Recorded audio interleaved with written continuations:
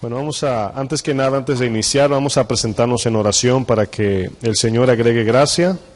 Sabemos que sin ella es imposible nosotros hacer su obra. Padre, gracias. Te bendecimos, Señor, te damos gloria, te damos gracias, Señor. Tú eres bueno, tú eres grande, Señor, y siempre venimos delante de ti reconociendo que somos débiles, que somos polvo, Señor. Tú eres Dios, nosotros no. Y la palabra que tú nos has dado, Señor, para compartir a tu pueblo, a tus santos, el cual somos tu cuerpo, entendemos que es tu palabra, Señor, no la del hombre. Pero para que esa palabra no sea de hombre, Señor, necesitamos pedirte gracia, poder, convicción, Señor, que tu Espíritu sea en todo tiempo, Señor, trayendo convicción a cada uno de nosotros. En esta hora, Señor, esos temas que hemos compartido acerca de tu Espíritu Santo, Señor, son temas que traen alivio, traen edificación, traen entendimiento, pero muchas veces trae conflicto y argumentos, Señor, por causa de muchos corazones que no están bien delante de ti o tienen su propia idea, pero te pedimos claridad, te pedimos entendimiento, Señor.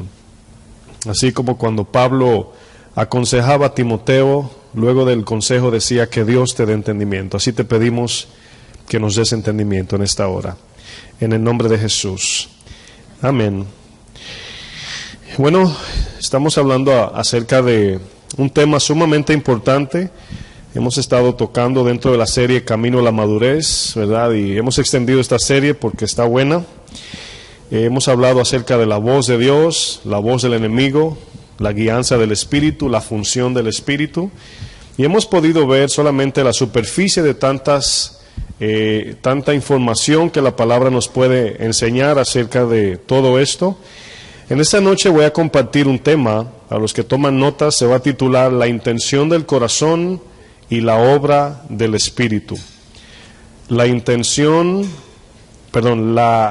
del corazón, sí, y la obra del Espíritu. Sí, en vez de obra, voy a corregir esa parte para que lleve una secuencia, y le pido disculpa, es la intención del corazón y la función del Espíritu, que es lo mismo, pero para que cuando vayan a estudiarlo en el SoundCloud y eso tengan una secuencia allí.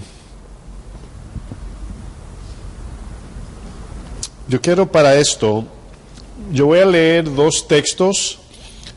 Lo quiero leer en una versión diferente para que tenga un poco más de sentido. Es la versión bíblica en su Biblia digital, teléfono, tableta, es DHH, es Dios habla hoy.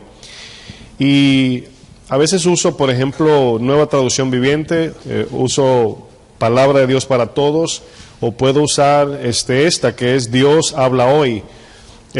No siempre esas traducciones acertan, ¿verdad?, al original, no siempre, pero cuando se asemejan al original, que más cerca es Reina Valera por ahora, nos dan un sentido más fácil, cuando palabras como concupiscencia, palabras como, a veces la palabra paciencia significa sufrimiento. Entonces a veces podemos usar estas versiones y entender un poco mejor lo que significa el verso o qué es lo que quiere decir el autor. Yo voy a leer para esto Romanos 8, si usted lo quiere lo puede buscar, pero yo lo voy a leer en la versión Dios habla hoy. Romanos 8, verso 25.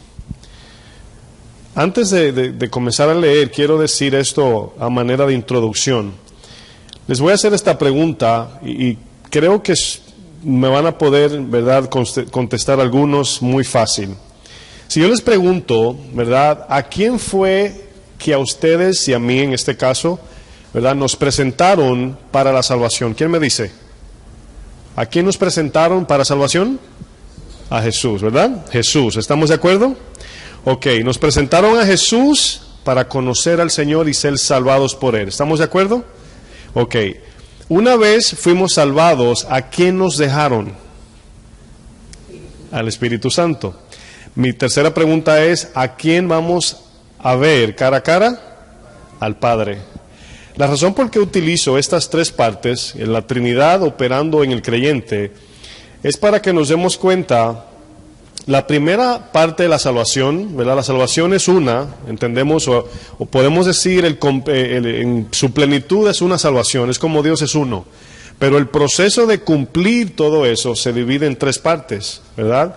La primera parte fue todo Jesús. Cuando ustedes le presentaron el Evangelio y a mí, Jesús hizo toda la obra en la cruz para que usted y yo fuésemos salvos. Nosotros ahí no contribuimos en nada. Él fue a la cruz y nos ofertó, nos otorgó la salvación y la recibimos por fe, o sea, al creer en lo que Él hizo. Esa es la primera parte. En la segunda salvación o la segunda parte o fase de la salvación, nos deja el Espíritu Santo, el cual ahora es un trabajo, le llamamos trabajo en sinergia, un trabajo en conjunto. Significa que ahora el Espíritu en el creyente trabaja junto con el creyente, ¿verdad? No quiere decir que el creyente está ayudando al Espíritu, más bien colaborando con el Espíritu. ¿Me entienden hasta ahí, verdad? Amén. Luego lo voy a explicar mejor. Todo esto le llamamos santificación. Justificados en Jesús, estamos siendo purificados o limpiados de corazón o santificados en el Espíritu. Y todo esto nos va a llevar a un día, seremos transformados, seremos glorificados por el Padre. Jesús decía en Mateo 14, 15, 16, glorifícame así, ¿verdad? Llévame a la gloria donde yo estaba. Entonces Jesús le está pidiendo al Padre que glorifique. El Padre también glorificará a los creyentes en el fin, ¿verdad? O el fin de los tiempos, o cuando llegue el rapto, o cuando el cristiano muera, vamos a decir. Bueno, ese es otro tema, pero vemos que es justificación, santificación, glorificación. La santificación, cuando conocimos a Jesús, repito, fue algo instantáneo. Cuando usted dijo, creo en Jesús de todo corazón, usted fue salvo en ese momento y recibió ¿a quién? ¿A Pablo? Al Espíritu Santo, ¿verdad? Bueno, eso significa, y hemos hecho un ejemplo paralelo, ¿verdad? O una referencia con Egipto. Ellos le dijeron, el Señor a ellos le dijo, capítulo 12 de Éxodo, salgan comiéndose la comida, pero rápido, ¿verdad? ¿Cómo se dice? Ceñido vuestros lomos, comiendo y saliendo. Significa salida instantánea de Egipto. Luego en el desierto, no era instantáneo, era un proceso, ¿verdad? Era un tiempo que había que pasar. Todo eso hace una, vamos a decir, sombra de lo que hoy entendemos como santificación, lo que hoy entendemos como el proceso del Espíritu en el creyente regenerando su corazón, ¿verdad? Luego, el cuerpo ahora mismo no está siendo regenerado. Yo le decía a un hermano, en mi casa hay una que no es cristiana, se llama la carne.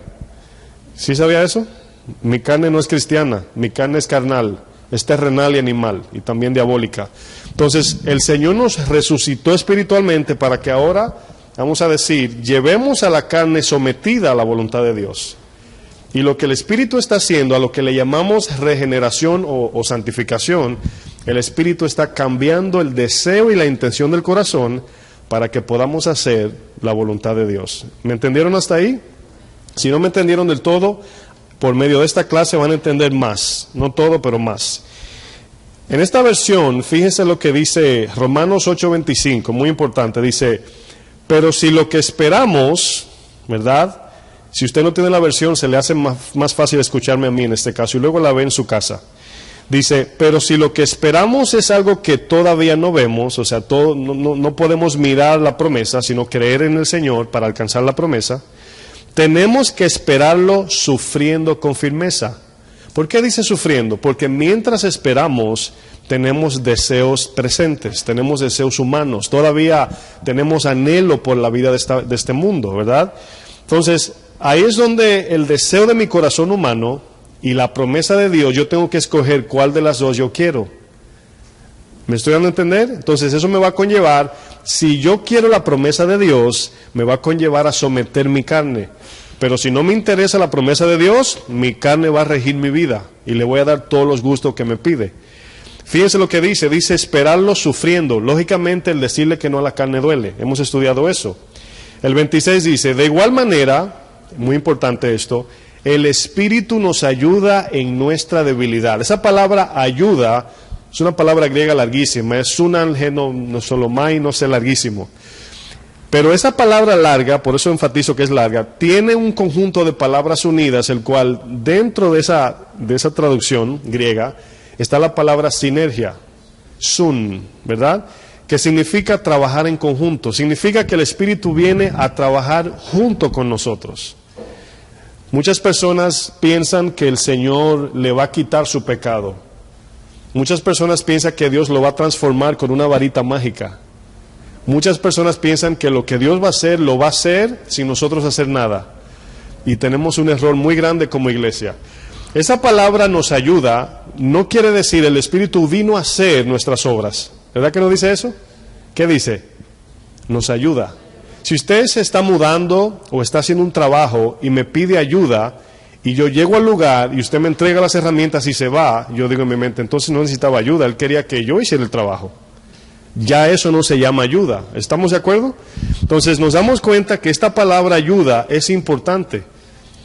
Y esa palabra debilidad, fíjense que no dice, ¿por qué aparece la palabra debilidad y no dice inhabilitados? O no aparece una palabra como imposibles de reaccionar.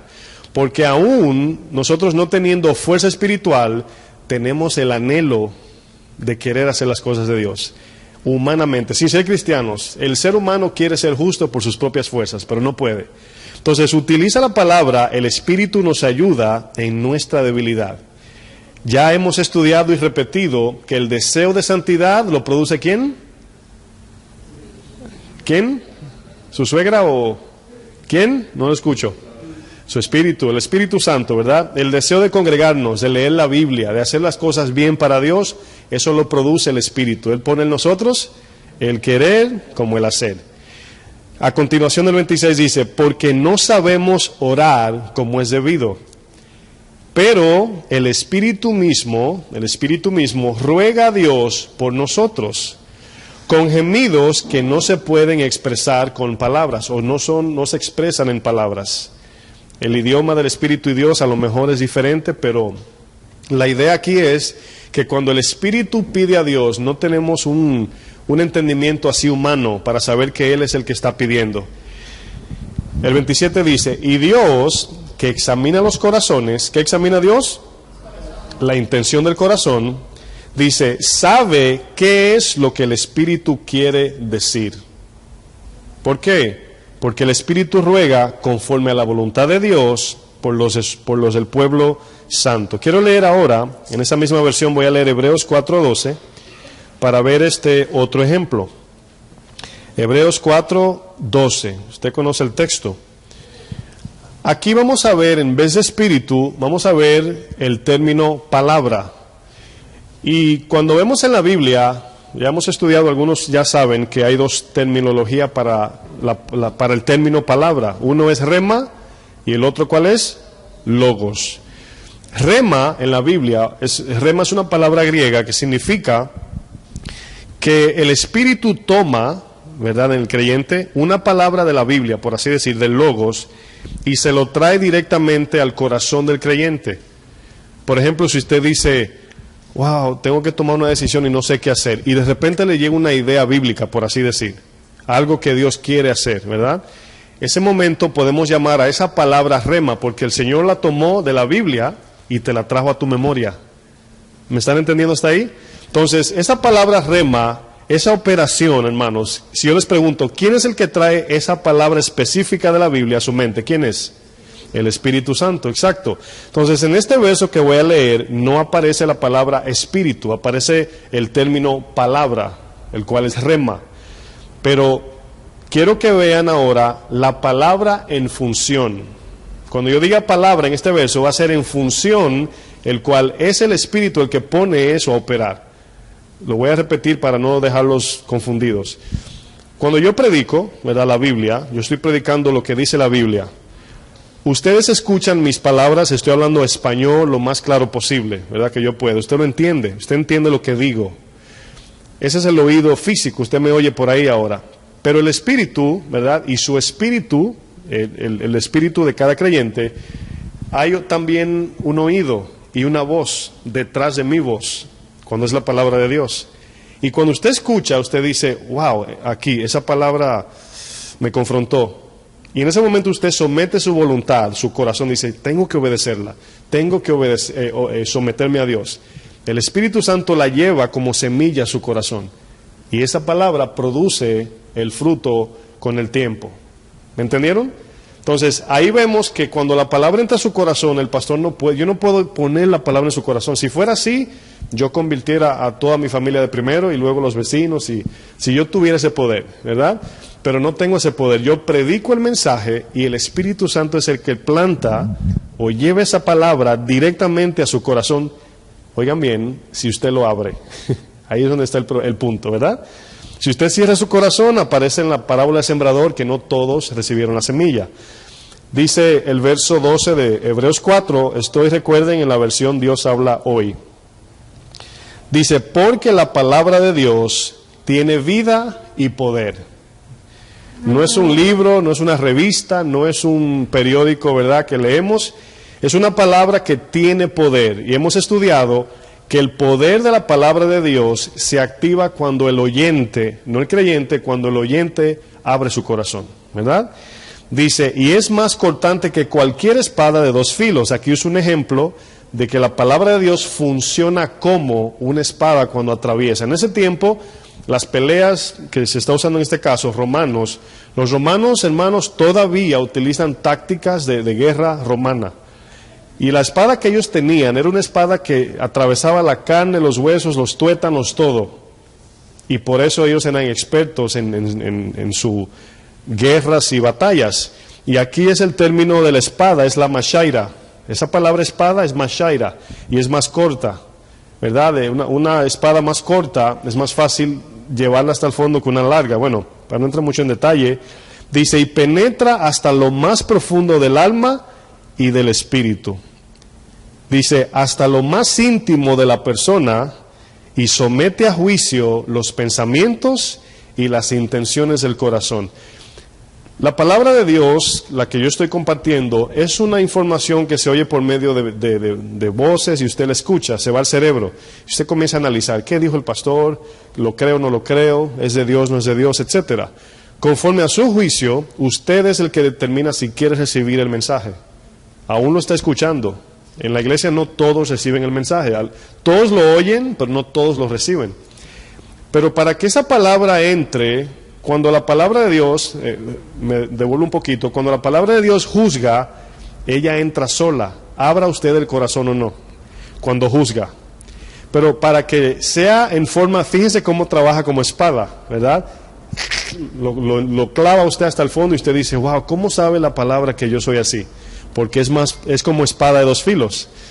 Pero para que la palabra entonces funcione como semilla, nosotros tenemos que voluntariamente abrir el corazón. Ahí es donde Jesús dice que la palabra sirve tanto para traer juicio como para salvación. Dos personas oyendo el mismo mensaje pueden escuchar la palabra de Dios como juicio o como salvación. El que la niega o no la recibe, ¿le sirve de qué? De juicio. Y el que la recibe, para salvación. La misma palabra.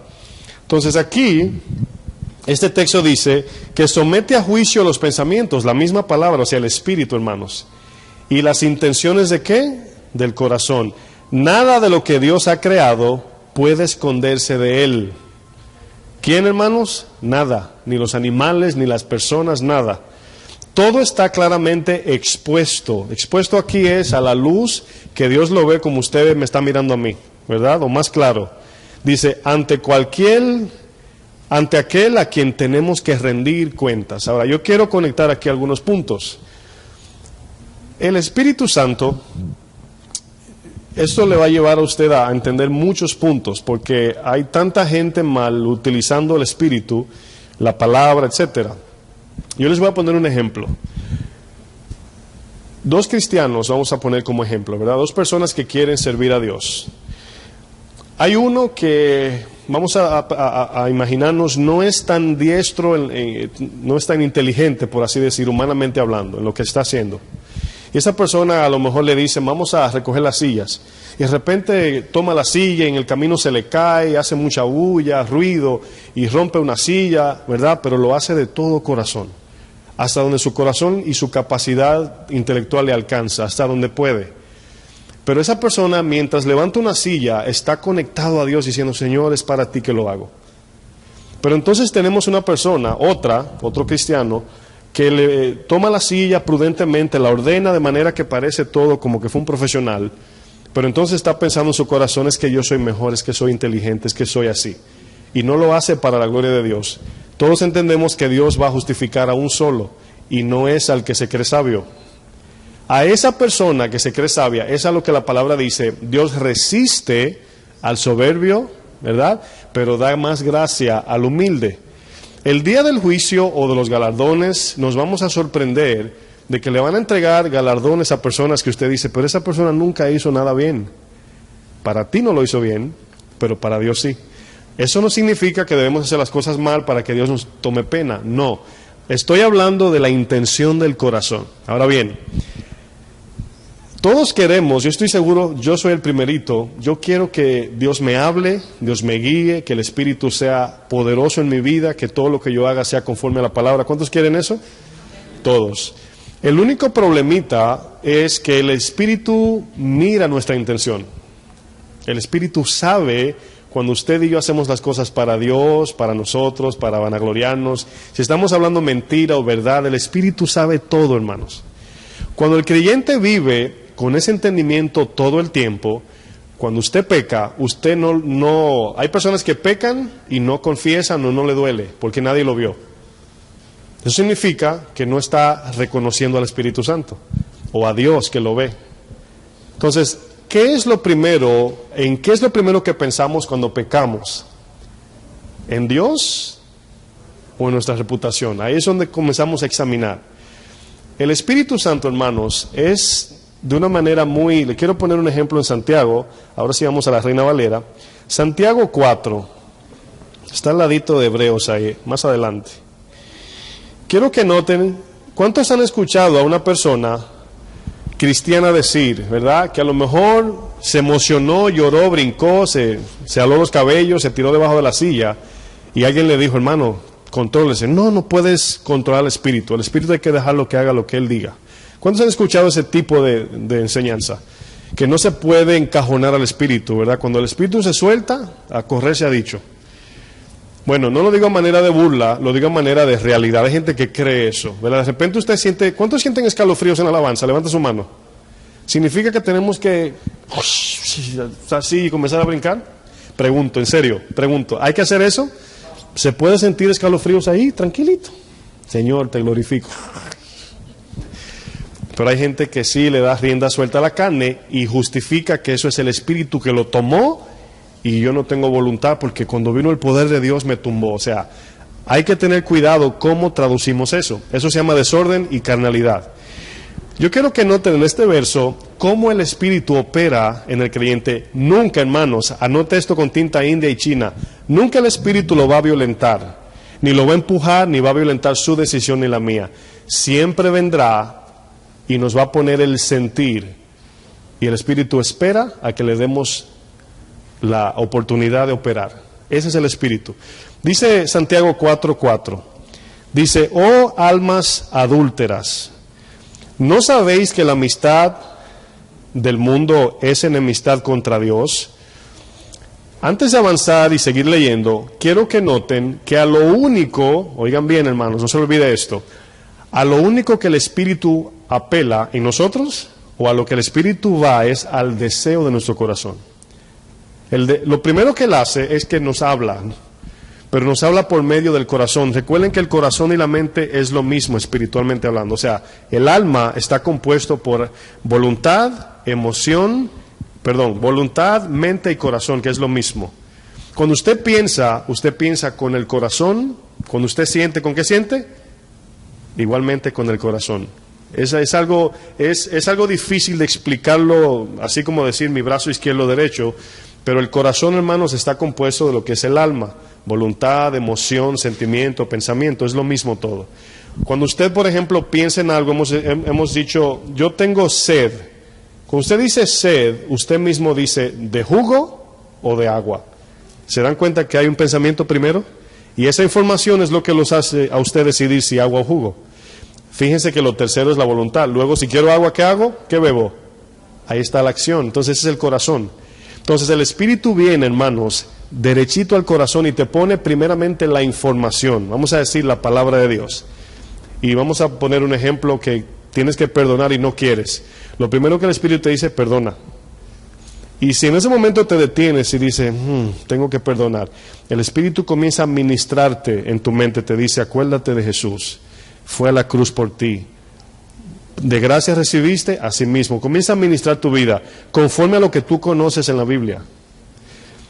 Pero si tú en tu corazón comienzas a darle cabida a la carne y decir, es que me dolió mucho, es que me ofendió y tiene que pagar. En ese momento el Espíritu se va alejando y te deja. Esa es la parte que a veces no creemos. Porque más adelante el texto dice, los que quieren hacer amistad con el mundo es enemistad contra Dios. Cualquiera pues que quiera, hemos estudiado esto también, que quiera ser amigo del mundo, se constituye enemigo de Dios. ¿Por qué simplemente querer hacer las cosas del mundo nos constituye enemigo de Dios? Porque a lo único que Dios apela en nosotros es al deseo. Y si le decimos que no a Dios es porque le dijimos que sí al mundo, y el que es amigo del mundo lógicamente es enemigo de Dios y viceversa. El que es amigo de Dios se constituye enemigo del mundo también. Por eso Jesús dijo, el mundo os aborrecerá por mi causa, ¿verdad? Pero quiero seguir leyendo. O pensáis, fíjense lo que dice, que las Escrituras dicen vano, el Espíritu que Él ha hecho morar en nosotros, ¿qué dice? Nos agarra ferozmente, dice, ¿verdad? Nos anhela celosamente. Ahora bien, quiero que piensen en dos hijas de 12 años, una de 12, otra de 13. Y una hija celosa, ¿qué hace en su comportamiento? Lo primero que hace es alejarse. Se le hiere el corazón. Esa palabra anhelo celoso significa que el Espíritu quiere que nosotros anhelemos las cosas de Dios, que cedamos a la voluntad de Dios, porque Él está produciendo la voluntad de Dios en nuestro corazón. Pero si amamos este mundo, esta vida, las cosas de ahora y los deseos de la carne, hermanos, no podemos servir a dos señores. Entonces el Espíritu aquí dice el verso, nos anhela. ¿Qué es anhelar aquí, hermanos? Que el Espíritu quiere que usted y yo como creyentes cumplamos la voluntad de ¿quién? De Dios. Ese es el anhelo. ¿Notan que no dice el Espíritu te arrebata? ¿O el Espíritu vamos a decir, te agarra a la fuerza? No, te está infundiendo aliento santo, deseo santo, para que tú y yo, al sentir como decimos, el sentir de Dios, podamos responder en obediencia a eso, hermanos. Les voy a poner un ejemplo. Vamos a olvidar que somos cristianos. Vamos a la dieta por un momento. Y el doctor te dice, no carne roja, pero a ti te encanta la carne roja. Te mueres por la carne roja. El doctor te dice, ¿qué me ayuda? Tienes que comer brócolis.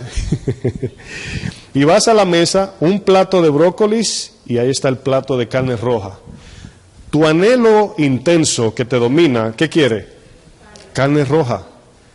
¿Pero qué necesitas? ¿Cuántos anhelos hay en el corazón? 1 o 2. Hay 2. 2 anhelos, hay un problema, hay un conflicto en el corazón. Hay un anhelo por querer, hermanos, cuando vemos las ensaladas, inmediatamente llega 1000 información, ¿verdad? Tengo que estar sano, comer saludable, ¿verdad? Eso es lo que viene a tu mente. Y tu conciencia te dice, tienes que cuidarte. ¿A cuántos les remuerde la conciencia después que come? Los que se comen ese plato así, esa charola grande de comida y un chin de ensalada o un poco de ensalada, es para la conciencia la ensalada. Sí, eso es para que diga, pero comí ensalada también. No fue solo carne, pero se comió un cerdo entero y 3 brócolis. Y luego te dice, ¿por qué aumentaste de peso? Y dice, no sé, porque yo como ensalada. Pero eso es para la conciencia, hermanos. Así somos. Entonces, hay un doble deseo, cristianamente también, hermanos. Cuando usted tiene dinero en los bolsillos, le llega su cheque, y ese cheque está comprometido con su renta, se le fue el cheque ya antes de recibirlo, ¿verdad? Y usted pasa por el mall y comienza a ver los maniquís allí. ¿No le nace un deseo de comprar? ¿Sí o no? ¿A mí solo o a usted también? Nos nace el deseo, o sea, usted dice, wow, me gustaría comprar eso. Pero ¿qué nos dice nuestra conciencia? El dinero es para pagar la renta. Ahora, ¿qué estamos viendo? Dos tipos de sentir, dos sentidos en el corazón.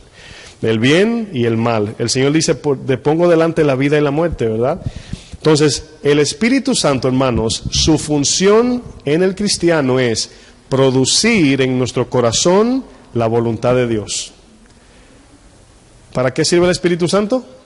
Para producir en nosotros. Hermanos, repito una y otra vez, nuestro anhelo por santidad no viene de nosotros, lo produce Dios. Nuestro trabajo ahora es ceder a ese anhelo. Ahora permitir que mi carne se someta a esa decisión. Y ahí es donde tenemos batallas todos, hermanos. Quiero leer Romanos 8 ahora, en la Reina Valera. Vamos al mismo texto que iniciamos leyendo, pero en la versión que usted tiene en su Biblia. Reina Valera, 27. Sí, vamos a leer el 27. Dice, mas el que escudriña los corazones, ahora quiero que noten lo que dice este texto, el que escudriña los corazones sabe, del verbo saber, ¿verdad? Sabe. ¿Quién es el que sabe? Dios. Dice, sabe cuál es la intención del Espíritu.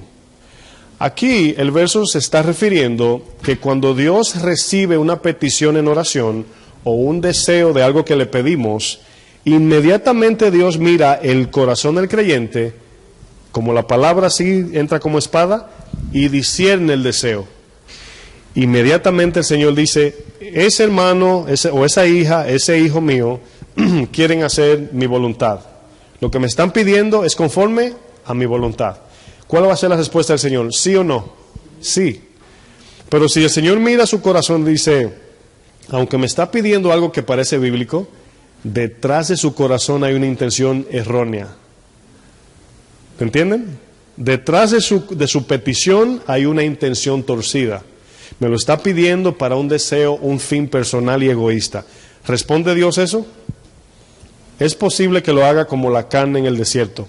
Es posible que nos dé lo que le pedimos con juicio. Es posible, hermanos. Y aquí es donde el texto dice, el Señor escudriña. ¿Por qué escudriña el Señor? Para saber qué le estamos pidiendo y cuál es la intención. Recuérdense, mis hermanos, la santificación no consiste en vernos más blancos por fuera. La santificación consiste en que nuestros deseos cada día se parezcan más y más a los deseos de ¿quién? De Dios. Eso significa santidad. Santidad no tiene que ver con flotar en el aire con alas de ángeles, ni verse iluminado, ¿verdad? Tiene que ver con el deseo de nuestro corazón. ¿Qué tan carnales somos después de un tiempo de ser procesados en la palabra? Sí tendremos defectos, sí todavía somos débiles, es cierto, pero debe de haber una marca de progreso en nosotros. Debe de haber una marca de decir, wow, el año pasado yo recuerdo batallaba con esto, he ido o cambié o he ido mejorando. Porque hay un proceso, hay una práctica cristiana, ¿entienden? Entonces, quiero decir esto, lo he dicho antes, pero no está de más repetirlo. Pablo decía, a mí no me es molesto repetir las mismas cosas. ¿Por qué? Porque entendemos por repetición. El Espíritu Santo, pregunto esto para que tenga más sentido. ¿Cuántos quieren que Dios le cambie su corazón?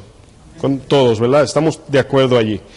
Si nos preguntamos cómo es que Dios cambia el corazón, no es como una vara mágica, no es algo que tú dices, Señor, cámbiame y te cambia.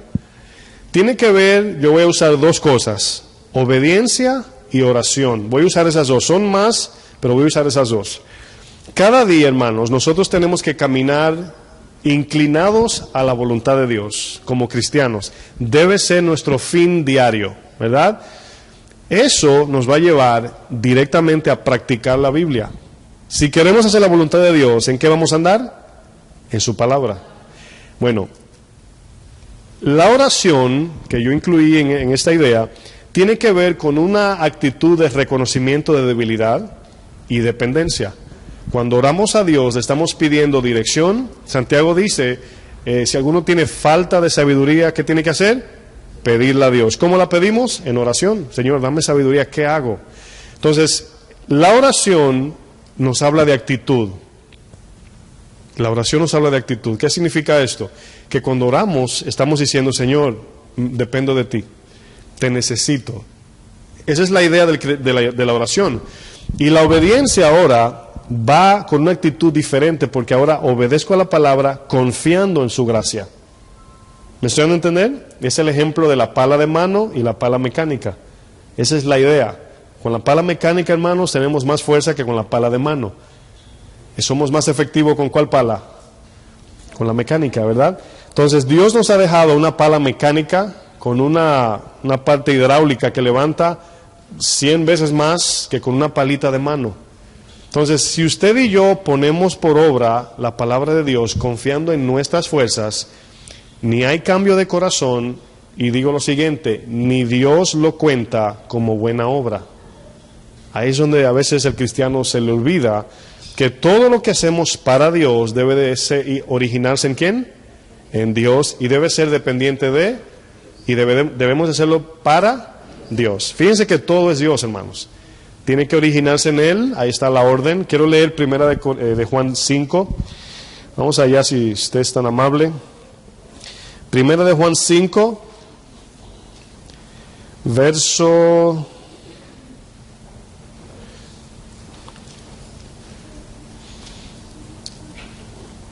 15. ¿Cuántos han leído a Pablo en la Biblia cuando Pablo dice orad en el Espíritu, ¿verdad? ¿Cuántos se han confundido al leer eso, decir qué significa, ¿verdad? Hay gente que dice que es orar en lenguas y eso no significa, aunque Pablo lo utiliza en un contexto para referirse a eso, ¿verdad? Orar en el Espíritu es orar simplemente, orar conforme a lo que Dios, a la voluntad de Dios. Nos damos cuenta en primera de Juan 5, verso ¿cuál? 15, ¿verdad? Dice, y si sabemos, ¿dónde estoy? Oh no, perdón, 14, me equivoqué. 14 es el verso. Dice, y esta es, ¿qué dice? Nuestra confianza. Ahora, ¿qué es confianza en este caso? Bueno, hay personas vamos a pensar en niños, ¿verdad? Los niños saben cuando el papá le va a decir que no. Los niños saben. A veces las esposas dicen, yo sé que me vas a decir que no, pero te lo voy a pedir como quiera. Pero en el caso de los niños, tú te das cuenta de su, así se llama, manipulación previa, preparan el terreno. Por ejemplo, mi sobrinita tiene, ¿qué edad tiene Grace? 4 años. Los otros días mi esposa está en el mueble sentado y el celular está a su lado. Y yo veo que ella mira el celular y mira a Titi, él dice Titi a su tía, y veo que la está mirando, yo lo ignoro porque no sé qué está pasando por su mente. Pero luego se para y le dice a la niña, Titi, mira tu teléfono. Y mi esposa dice, sí, es mío. Y lo pone ahí, digo yo, anda buscando algo. Lo segundo que hizo fue que se lo pidió. Ella sabía que se estaba portando mal en ese momento y le estaban prohibiendo los juegos. Pero una niña de esa edad calculó cómo manipular la situación para que Titi le preste el celular. ¿Qué edad tiene nada más? 4 años. 4 añitos, hermanos. Entonces, nosotros sabemos, así como los jóvenes, niños, cuando vamos a pedir algo, yo recuerdo cuando yo quería pedir permiso a mi abuelo, yo sabía que me iba a decir que no, yo le decía, le quiero decir algo, papá, pero yo sé que usted va a decir que no, eso es manipulación. Y él me decía, ¿y para qué me lo vas a pedir? Pero era una manera de ablandarlo, una manera de manipular su corazón. Entonces, ¿qué quiere decir esto? Que nosotros ya sabemos las cosas que debemos de pedirle a Dios, ¿verdad? La palabra está llena, repleta de cuando Jesús dice, pongan su mirada en las cosas de arriba. Y al cristiano de hoy y de muchos tiempos no le gusta pedir las cosas de arriba, sino las cosas de abajo. Y aquí es donde el verso 14 dice, y esta es nuestra confianza. Significa que si yo le pido al Señor santidad, ¿me la va a dar? Esa es mi confianza. Si yo le pido al Señor que me dirija en su voluntad, no en la mía, ¿me la va a dar? Esa es mi confianza. Si yo le pido a Dios, Señor, yo quiero ser más como Cristo, ¿verdad? ¿Usted cree que me lo conceda? Eso es tener confianza en esa petición. Pero si yo le digo, Señor, quiero una mansión con 6 baños, 5 aposentos y una sala que quepa un avioncito ahí adentro, ¿usted cree que me lo va a dar? Yo voy a decir, es posible, pero no es su voluntad. No es lo que Él quiere para mí. No, ya me metí en problemas. El pastor se está dañando ya. Ya está pidiendo aviones ya. No, mis hermanos, todavía no quiero aviones. Todavía no soy evangelista de aviones. Pero aquí nos estamos dando cuenta de este ejemplo, hermanos, que la carne va a pedir cosas de aquí, de la tierra, nada que ver con las cosas de Dios. Somos tan manipuladores, digo esto con respeto, yo me incluyo, humanamente hablando, que pedimos cosas con palabras bíblicas, terrenales. Hay veces que pedimos cosas a Dios, cosas terrenales, pero con un lenguaje bíblico. ¿Y usted cree que podemos engañar a Dios? Imposible, hermanos, decir, Señor, bendice a tu siervo, ¿verdad? Que te ha sido fiel, como dice tu palabra. Y el Señor mirando en tu corazón dice, tú lo que quieres es riquezas, no quieres nada con Cristo. Cuando fueron buscando a Jesús en Juan 6, Señor, ¿dónde te fuiste, mi buen Señor, Maestro? ¿Qué dijo Jesús?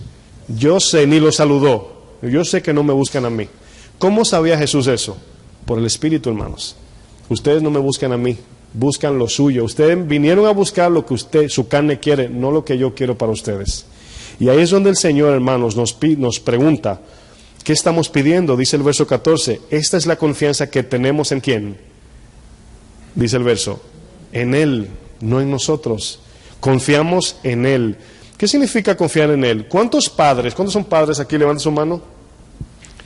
Un buen número. ¿Cuántas veces sus hijos le piden algo y usted tiene que escuchar el lloro o la cara larga y usted dice, bueno, no lo entiende ahora, pero luego lo va a entender? Aunque sea en 5, 10 años o antes de morirse, ¿verdad? Lo va a entender. Pero en el momento el joven o el niño no entiende que no le conviene, que no le va a hacer bien. El niño cree que el papá no lo quiere, no me amas, etcétera. Como cuando pensamos en Dios, que no me contesta lo que le he pedido es porque no me quiere, y no tiene que ver con eso. Y aquí, hermanos, cuando le pedimos, confiamos en Él, de que cuando Él dice que no, entendemos que Él sabe por qué no. Y luego dice que si pedimos alguna cosa conforme a su voluntad, Él nos oye. Y me gusta esta palabra que dice oye, porque significa también shamá. O sea, la misma palabra, esa palabra shamá del hebreo, es cuando el Señor habla de aquel que oye con un corazón dispuesto a hacer mi voluntad. Eso significa esta palabra oye. También Dios oye para hacer, por así decir, nuestra voluntad, el cual es la de Él. Entonces, si nosotros pedimos a Dios, Dios nos oye. Si le estamos hablando, es como si fuese, hermanos, si usted preguntaría, ¿cómo abrimos el oído de Dios? Cuando le hablamos con sus palabras. Esa es la idea. Si yo en oración quiero que Dios me oiga, ¿verdad? Tengo que pedirle conforme a su palabra. Si yo le pido algo conforme a mi carne, Dios no responde peticiones carnales. ¿Están de acuerdo? Algunos. Bueno, dice, sabemos que Él nos oye en cualquier cosa que pedimos o pidamos. Dice, sabemos que tenemos las peticiones que le hayamos hecho. Y yo pienso, hermanos, que es aquí donde se reduce la multitud. Cuando Jesús estaba haciendo milagros y andaba haciendo su obra, Jesús al inicio se dio a conocer por los milagros más que por su palabra. Si usted se da cuenta en los evangelios, su fama se extendió por la multiplicación de los panes, por los milagros más que por su palabra. ¿Cómo sabemos esto? Porque cuando Jesús más adelante en su ministerio, luego que hizo milagros, levantó muertos, multiplicó panes, llegó el momento que les dijo, si alguno quiere venir a mí, niéguese. Y ahí fue donde el gran porcentaje de la multitud que le seguía se devolvió. Y eso lo vemos en la iglesia presente. Por eso las iglesias que enseñan la palabra del Señor, hermanos, el número mayormente, no siempre, es pequeño. Jesús mismo dijo, muchos son llamados y pocos son los escogidos. ¿Por qué razón? Porque la gente quiere la vida cómoda, rica, famosa, de autoridad aquí en la tierra. Y cuando el Señor llama a los cristianos, cuando el Señor salva a alguien, que Él deposita su espíritu, yo les voy a hacer esta pregunta y lo van a entender muy fácil. ¿Cuál era el propósito de hacer un tabernáculo, hermanos? Y no les estoy haciendo una pregunta teológica de maestro, sino bien básico. ¿Por qué el Señor plantó su tabernáculo en Sinaí, en esa zona del monte de Oreb por ahí? Si usted pensaría, ¿para qué Dios hizo un tabernáculo? ¿Qué se efectuaba allí? Perdón de pecados, manifestación de la presencia de Dios. Nosotros somos los tabernáculos ambulantes del Señor. El propósito del creyente es manifestar el perdón de Cristo en el mundo para que todo aquel que en Él cree sea salvo. Todo lo que hacemos, trabajo, estudio, nuestra vida diaria, tiene que estar conformada y redirigida en el plan de Dios.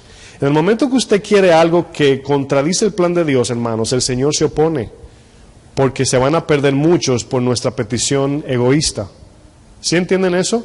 Porque yo quiero comodidad, se van a perder muchos, porque voy a desatender un grupo donde el Señor quiere tocar los que están a nuestro alrededor. Hermanos, de la manera que Dios ha planificado su iglesia, nos estamos reuniendo aquí ahora, recibiendo una palabra de enseñanza. Luego que terminemos, usted se va a su hogar y ustedes se dispersan, igual que nosotros, y volvemos a nuestra vida cristiana normal. El propósito de recibir este mensaje es que cuando veamos a alguien, seamos el tabernáculo de Dios para esa persona. Y ahí es donde esa persona que no conoce de Cristo, hermanos, entra por la puerta de nuestro corazón por medio del amor y el servicio, y le presentamos la palabra, el cual es para salvación. Esa es la obra de la iglesia en la tierra. Y si usted y yo estamos ocupados en otras cosas, como el tabernáculo, hermanos, operaríamos como Elí, Ofni y el otro, ¿cómo se llama? Y Finés. Elí era un sacerdote negligente, hermanos. Tenía el candelabro lo tenía apagado. Sus hijos violentaron el tabernáculo de Dios. Y no había salvación, lo que había era violación allí. Y así puede estar en nuestro tabernáculo si no estamos en el centro de la voluntad de Dios, hermanos. Cuando el Señor nos salvó, nos dejó su Espíritu Santo dentro. Si usted ve, por ejemplo, cuando el Señor saca a Adán y a Eva del huerto, dice que en la puerta del huerto se pararon dos ángeles, dos querubines ahí, ¿verdad? Esos dos querubines lo vemos repetidamente en la Biblia, ¿verdad? Pueden ser Miguel y Gabriel. Esos dos querubines están en la antesala de la presencia de Dios. Siempre están delante de la presencia de Dios. Están en el arca del pacto, ahí están los dos ángeles. Cuando Jesús resucita, que las mujeres van a ver, ¿quiénes están allí? Dos ángeles, ¿verdad? Entonces vemos esto repetidamente. Luego vemos al final de los tiempos dos testigos, ¿verdad? Y vemos esa manera de ver a la entrada del Señor. Bueno, esos dos ángeles, a través de la Biblia, mayormente en el Antiguo Testamento, uno de ellos fue quien vino a María a dar las buenas nuevas de que venía el Salvador. Son aquellos, dice, según el estudio general, dice que uno es el que responde las oraciones, o sea, como mensajero, y otro es el que trae la palabra del Señor cuando se le aparece a Daniel, etcétera, etcétera. Bueno, cuando vemos ese ejemplo de esos ángeles, ellos tienen una obra, una operación. ¿Cuántos se acuerdan que eran tres? Oh querubín, ¿se acuerdan? Porque te corrompiste en aquel día. ¿Quién era? Bueno, en este caso, ¿verdad? Luzbel, dice, se llama Luzbel allí en ese tiempo. Eran tres. Uno respondía, por ponerlo así, ¿verdad? Uno era el encargado de traer palabra del Señor. Otro era el que peleaba mientras el cristiano oraba. ¿Se acuerdan de Daniel 10? Y Luzbel, no dice que era el que cantaba, pero según nos habla Ezequiel y nos habla también Isaías, dice que él era el encargado de la adoración a Dios por cómo fue diseñado. Algunos dicen que él era director de alabanza, pero la Biblia no dice directamente eso. Pero hablamos allí de lo que es la adoración. Es como si él representase, no es así, pero un ejemplo para conectar, como si uno fuera en el lugar santo. Vemos a la derecha la mesa del pan, representa la palabra.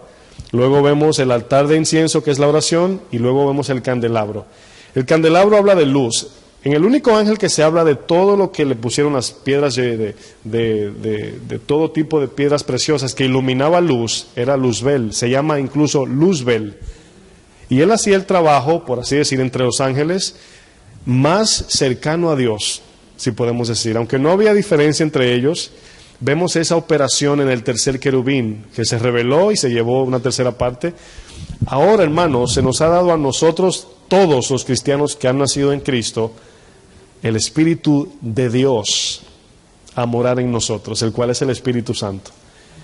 Y yo me incluyo al decir esto, lo menospreciamos, porque es tan grande lo que yo estoy diciendo, que de la manera en que vivimos a veces no honra quién es Dios.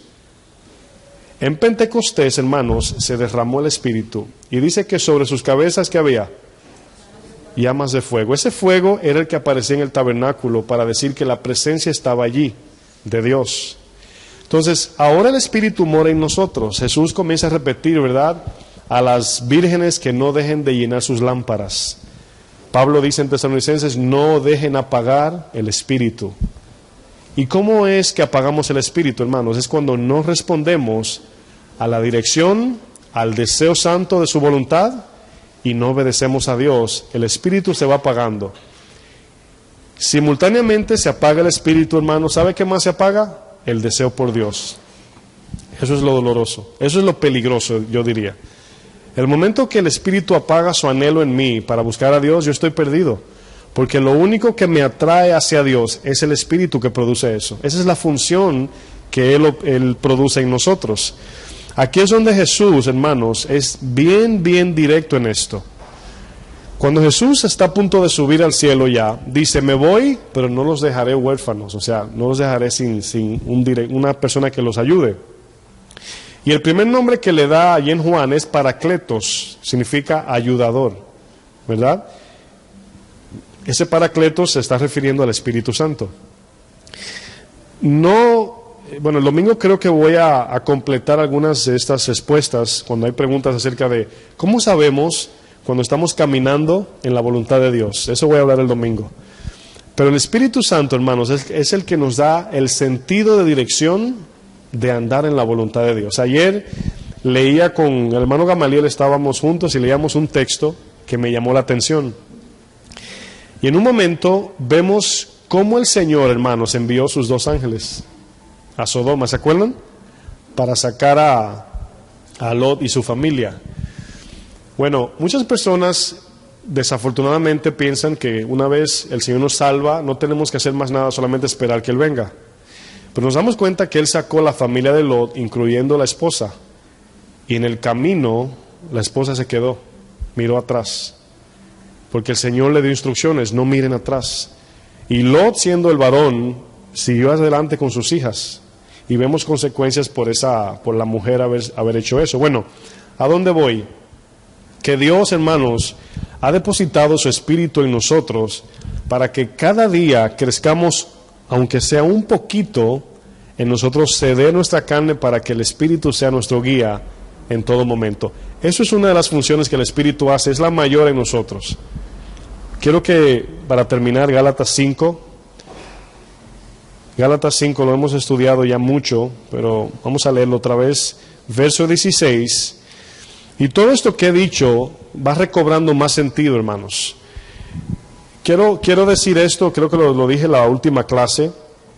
Desafortunadamente, cuando queremos servir a Dios, algunos ponen el sentimiento delante y no la obediencia, ¿verdad? Usábamos el ejemplo de cuando usted tiene que trabajar, usted no pone los sentimientos delante, usted tira los sentimientos a la basura. Usted dice, quiero quedarme dormido, pero tengo que ir a trabajar. Entonces los sentimientos usted los bota, usted no piensa en eso. Pero cuando venimos al camino del Señor, queremos que las cosas sean como queremos, ¿verdad? Yo quiero servir a Dios, pero es así. Me gustaría servir a Dios, pero es en esta área. Quisiera yo ser esto en el Señor, y no somos nosotros que determinamos eso. Nosotros no pedimos llamado, el Señor nos da el llamado, Él nos llama. Entonces, aquí es donde nos confundimos y pensamos que estamos fuera del propósito de Dios porque no estamos viendo conforme a los ojos de la carne lo que queremos ver. Y Dios está obrando. Verso 16 de Gálatas 5, fíjense lo que dice. Dice, digo pues, andad en el Espíritu y no satisfagáis los deseos de la carne. Si usted nota, siempre que se habla de dirección de Dios, voluntad de Dios, aparece la palabra entre medio deseo o querer. Jesús dice, el que quiere seguirme, ¿verdad? El Evangelio no se impone, tampoco se obliga, más bien se predica, y el que quiere, sigue al Señor. Esa es la idea. Por esa razón aquí, al cristiano en Gálatas se dice, anden en el Espíritu, respondan al deseo del Espíritu, anden conforme a la palabra de Dios. Y luego dice, y no le den la satisfacción a la carne.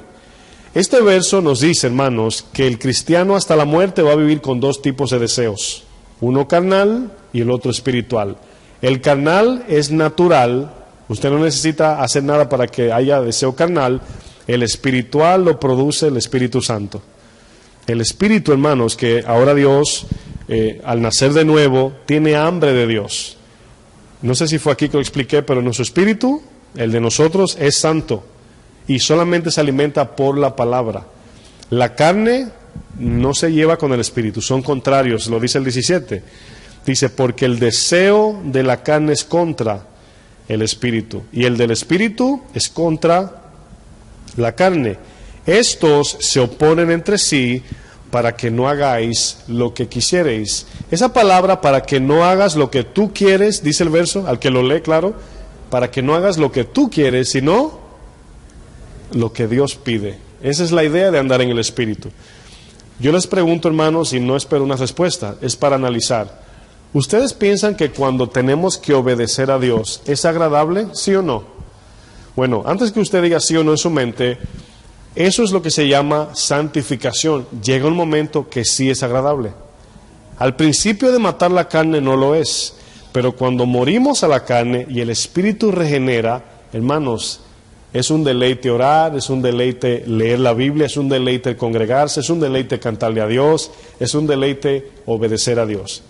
Pero mientras tanto, hermanos, así hay áreas que Dios nos la quitó así. Pero hay otras que estamos cada día tratando de matar esa bestia que se levanta. Cada día, hermanos, esa parte de nosotros que es tan dura y difícil de doblegar. En esa parte es donde Dios se glorifica en nosotros. Ahí es donde el Señor, cuando tú dices, no te voy a dar el lugar, voy a obedecer a Dios, a eso, hermanos, Dios le llama pura y genuina adoración. Cuando el Señor ve a la samaritana, es una mujer que se satisfacía con los hombres, pensaba que su respuesta estaba en los hombres, pero vemos una historia también del hombre Nicodemo, que pensaba que su vida dependía de autoridad y fama y intelecto, y en esas dos partes nos damos cuenta el deseo humano del hombre y de la mujer. Y vemos a esta mujer samaritana, había tenido 5 maridos y tenía el 6º, y es cuando, en este caso, una mujer ve, y podemos ver a la mujer y a Nicodemo como mujer y hombre, en sentido de deseo, y también a la samaritana como mujer y hombre. Cuando decimos, es que si me consigo una pareja, estaré completo. Y aunque Dios constituyó o instituyó el matrimonio y la familia, esa no es nuestra fuente de vida. ¿Cuántos están de acuerdo? Y esta mujer dice, bueno, si me busco un marido, ahí estoy. Y se buscó el primero, ¿y qué pasó? No funcionó. El segundo, tercero, cuarto, quinto. En el 6º estaba sola en el pozo. Y apareció el número perfecto, el cual es Cristo, como esposo espiritual, el cual la llenó. Que ella consiguió esposo luego, no lo dice la Biblia, porque era irrelevante a lo espiritual. Pero ella antes usaba a los hombres para satisfacer sus necesidades. Cuando conoció al Mesías, fue a traerle agua viva a los hombres. Fíjense la diferencia, el cambio. ¿Cómo hizo eso? Se recibió el Espíritu Santo. Dice, el agua que yo te daré producirá en ti vida. ¿Y cómo es esto, hermanos? Es cuando el Espíritu en nosotros produce ese anhelo. Y yo sé que a usted le pasa, hermanos, cada momento. Yo lo sé porque el que es cristiano tiene eso en su mente. No es conciencia sucia, es el Espíritu recordándote. Lee tu Biblia, levántate temprano, ora, sirve a Dios. Todo lo que haya que hacer, que la Biblia dice Jesús, y les dejaré un ayudador, y Él os recordará todas las cosas que yo os he dicho. El Espíritu Santo, hermanos, ¿verdad? Y está tocándonos siempre la puerta, y a veces pensamos, nos equivocamos. En el hecho de sentirnos que queremos santidad, pensamos que eso es santidad. Eso no es santidad. Querer santidad no es santidad. Vivir y buscar santidad es santidad. El Espíritu produce el querer, nosotros tenemos que ceder al querer y obedecer. Vamos a grabarnos eso en nuestra mente para que podamos en aquel día, hermanos. Quiero terminar con Romanos 8 otra vez. Hebreos 4. Hebreos 4 y ahí concluimos. 4 verso 13. Ya todos sabemos, el 12 dice que la palabra, ¿verdad?, traspasa todo nuestro ser y mira nuestra intención. Y el verso 13 de Hebreos 4, voy a esperar que usted llegue. Lo voy a leer desde el 12 para que recobre sentido. Dice, porque la palabra de Dios es viva y es eficaz. Esa palabra viva y eficaz está hablando que produce en nosotros vida eterna, y eficaz significa produce energía. La energía allí, hermanos, esa palabra eficaz significa que produce vida de Dios. Por ejemplo, si yo les digo, ¿cuántos tienen deseo de trabajar en su día libre? Usted diría, no, nadie. Solamente me dan un día libre al mes, por así decir. Bueno, al usted decir quiero trabajar ese día, usted está sintiendo algo que va en contra de la ley carnal, de la ley humana. Entonces aquí la palabra eficaz, hermanos, es el poder de Dios que produce deseo de vida de Dios, no de esta vida. Y eso es lo que significa lo que produce la palabra. Dice, es más cortante que toda espada de dos filos y penetra hasta partir el alma y el espíritu, las coyunturas y los tuétanos, y discierne los pensamientos y las intenciones del corazón. Fíjense lo que dice el 13. Y no hay cosa creada que no sea manifiesta en su presencia. Lo que dice a continuación es donde quiero enfatizar. Dice, antes bien, todas las cosas están desnudas y abiertas a los ojos de aquel a quien tenemos que dar cuenta. Voy a concluir con esta analogía. El ADN, lo que es la sangre, ¿verdad? Yo sé que es un término científico, pero es muy importante entender esto. El ADN es donde se origina no solamente lo que somos, el color de pelo, de todo, sino es donde se originan nuestras decisiones. Antes que un pensamiento se cumpla o ¿verdad?, venga a suceder, es nuestra naturaleza la cual produce los deseos.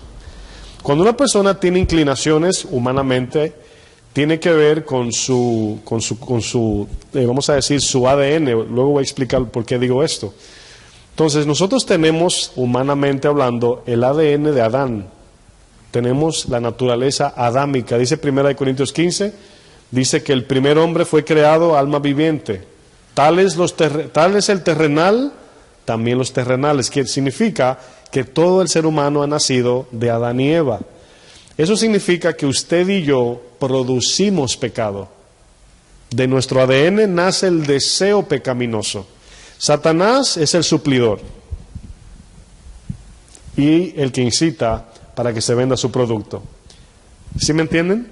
Entonces, cada ser humano tiene deseo pecaminoso. Satanás es el que suple y el que incita. Entonces, es como decir, somos adictos al pecado y Satanás es el vendedor. Y él es el que te mueve la bolsita para que compre su pecado. Esa es la idea, para que lo entiendan más básicamente. Cuando Cristo viene y nos salva, nos implanta su vida, el Espíritu ahora en nosotros. Pero lo podemos decir así, ese Espíritu es como un bebé, el cual va creciendo, madurando y va tomando fuerza sobre los deseos adámicos. Santificación o pureza del corazón significa que a medida que vamos negando la carne, el poder del pecado se va muriendo por medio del Espíritu Santo. Pero el Espíritu no va a matar nuestra carne si usted y yo no la sometemos. Eso es lo que duele en la vida cristiana. Al someter esa carne, hermanos, en ese momento que el Espíritu te da la fuerza de someterlo, aquí es donde entra el Espíritu en acción. Él produce en nuestro corazón un nuevo sentir. Por eso dice a veces la Biblia, generalmente hablando, dice, Él hará todas las cosas nuevas. Ahora, el ADN de Jesús que vino del Padre, hermanos, plantado en María, no vino de Adán. Ese ADN, esa semilla de 1 de Juan, dice, lo que es nacido de Dios, no puede pecar porque es de Dios. Ahora tenemos esa doble naturaleza, tenemos la adámica y tenemos la de Jesús. ¿Por qué tenemos dos y no una? Para que escojamos a quién queremos servir. ¿Están aquí? Entonces ahora, hermanos, para ir terminando, el Espíritu produce, por así decir, un ADN nuevo en nosotros. Y ya he dicho 4 veces que voy a terminar, pero voy a terminar con 1 de Juan, porque lo que estoy explicando es muy importante. El Espíritu Santo, hermanos, es el que produce en nosotros el querer. Ese querer significa nuevo deseo de Dios. Y yo quiero leer el verso 11, a ver si puedo recordar. Verso 12. Estoy en Juan, no en primera, en Juan 1, verso 12. ¿Están allí? Voy a esperar que todos estén ahí porque ahí concluimos ya. Estoy en Juan 1, verso 12. ¿Sí están allí? Al principio yo sé que cuando dije ADN, a lo mejor pensaron que estoy ya entrando en científico y eso, pero van a ver que la Biblia lo dice. Verso 12, voy a esperar. Es el último verso que vamos a leer. Todo el que es nacido de hombre, por eso le dijo a Nicodemo, ¿es necesario qué? ¿Qué le dijo a Nicodemo? ¿Es necesario? Nacer de nuevo. ¿Por qué? Porque lo carnal no puede heredar lo celestial. Verso 12 de Juan 1 dice, mas a todos los que les recibieron, a los que creen en su nombre, les dio potestad. Aquí potestad es poder, ¿verdad? O podemos decir por medio a su poder de ser hechos hijos de Dios. Ahora aquí nos damos cuenta de algo. Hechos, la palabra hecho significa creación, crear, hacer algo nuevo otra vez. Y aquí es donde hablamos, por eso Jesús dice, tienes que nacer de nuevo, ¿verdad? Nicodemo dice, ¿cómo puede un hombre luego de adulto volver al vientre de su madre y nacer? No se está refiriendo a eso, se estaba refiriendo a la nueva naturaleza en Cristo. Y luego le dice, hermanos, fíjense lo que dice, verso 13, los cuales, quiero que lo lean conmigo, no son engendrados de sangre ni de voluntad de carne. ¿Lo ven ahí? Dice, ni de voluntad de varón, y aquí fíjense que no dice de hembra porque de donde salen las semillas del hombre, dice, sino de quién?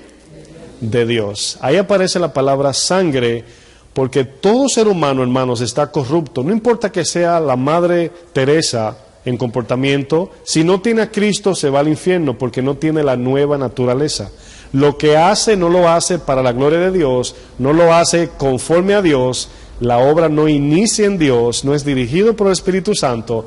En aquel día, cuando leímos Hebreos, dice, todo está desnudo ante aquel a quien tenemos que dar, ¿qué? Cuenta. ¿Cuál cuenta? De lo que hemos hecho. ¿Bajo qué sumisión hemos vivido? ¿A qué Dios hemos respondido? Entonces, este texto nos dice que de la manera que Dios nos ha hecho hijos, no ha sido por voluntad ni idea de ningún hombre, sino fuimos creados en Cristo por Dios, hermanos. Lo voy a leer nuevamente. Los cuales no son engendrados de sangre, ni de voluntad de carne, ni de voluntad de varón. Voluntad aquí, hermanos, volvemos a lo mismo. No nació del corazón del hombre, no nació de Adán.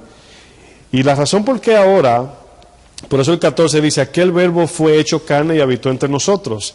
Aquí es donde nos damos cuenta que ahora el Espíritu, hermanos, está haciendo morir lo terrenal. Cuando decimos carne, no estamos hablando de la blandita, de esta, no se está refiriendo, aunque a veces hacemos así, está hablando del deseo terrenal, del deseo pecaminoso, de aquel, vamos a decir, de esa herencia adámica que produce en nosotros el mal.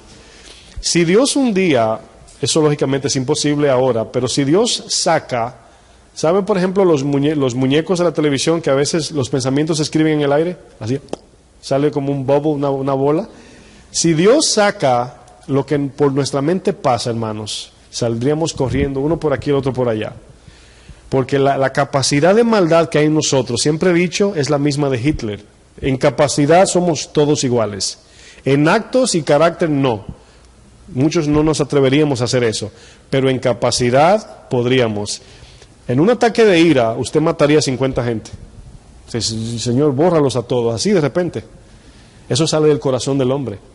Por eso Jesús decía que el hecho de decirle a alguien, vamos a decir, fato, gracias, en ese momento dice Jesús, eso se llama homicidio, lo mataste en tu corazón. Porque luego de tener esa ira, pasa lo que pasó con Caín, tuvo celos nada más y mató a su hermano.